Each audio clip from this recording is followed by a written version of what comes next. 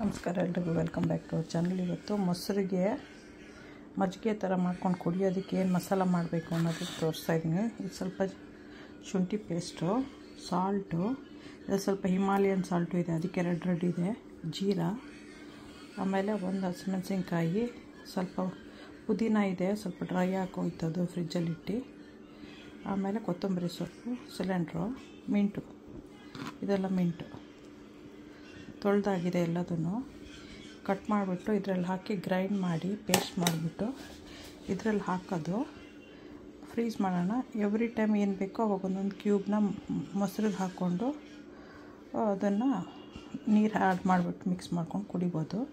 Grind ಮಾಡೋಕ್ಕೂ ನಾನು ಮೊಸರೇ ಹಾಕ್ತಾಯಿದ್ದೀನಿ. ಈಗ ಇಷ್ಟು ಮೆಣಸಿನ್ಕಾಯಿ ಇದನ್ನೇ ಹೆಚ್ಚಿದ್ದೀನಿ, ಇಲ್ಲಾಂದರೆ ಅದು ಬ್ಲೇಡಲ್ಲಿ ಹೋಗಿ ಸಿಕ್ಕಾಕೊಳ್ಳುತ್ತೆ. ಹೆಚ್ಚಿಬಿಟ್ಟು ಇವಾಗ ಇದನ್ನೆಲ್ಲ ಜಾರ್ಗೆ ಹಾಕ್ತೀನಿ. ಗ್ರೈಂಡ್ ಮಾಡಬೇಕು ಮೊಸರು ಹಾಕ್ಬಿಟ್ಟಾದರೆ. ಇದಕ್ಕೆ ಹಾಕಿದೆ, ಸಾಲ್ಟ್ ಹಾಕ್ತೀನಿ, ಜಿಂಜರ್ ಹಾಕ್ತೀನಿ,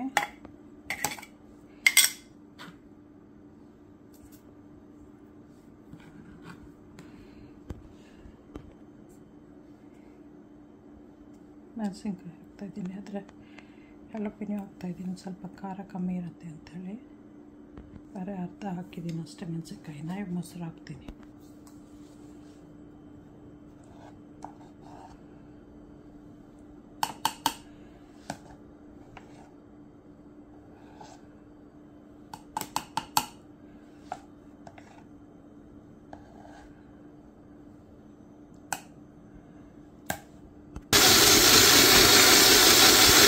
ಇವಾಗಾಯಿತು, ಇದನ್ನು ಟ್ರೇಗೆ ಹಾಕಬೇಕೀಗ. ಇವಾಗ ಇದನ್ನು ಫ್ರೀಜರ್ಗೆ ಹಾಕ್ಬೇಕು. ಇವಾಗ ಫ್ರೋಝನ್ ಆಗಿದೆ. ಇದನ್ನೆಲ್ಲ ಹಿಂಗೆ ತೆಗೆದ್ಬಿಟ್ಟು ನಾವು ಸ್ಟೋರ್ ಮಾಡ್ಬೋದು. ಯಾವಾಗ ಬೇಕೋ ಆವಾಗ ಒಂದೊಂದು ತೆಗೆದು ಹಾಕೋಬಿಟ್ಟು ಆಮೇಲೆ ಮೊಸರನ್ನ ಹಾಕೋಬೋದು. ತೋರಿಸ್ತೀನಿ ಹೇಗೆ ಅಂತ.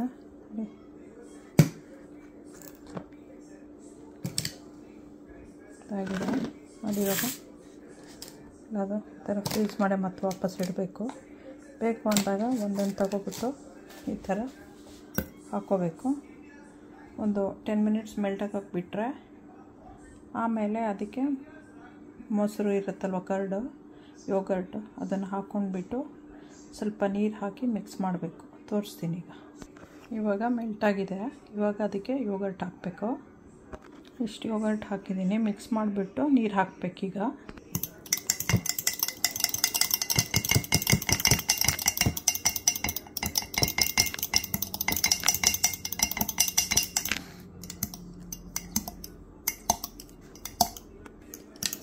ನೀರು ಹಾಕಿದಾಯಿತು ಮಜ್ಜಿಗೆ.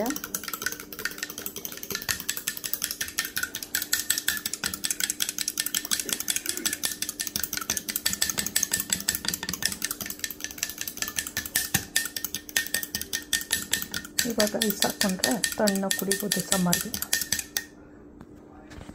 ರೆಡಿ ಆಯಿತು ಸ್ಪೈಸಿ ಮಸಾಲ ಯೋಗರ್ಟ್ ಮಜ್ಜಿಗೆ.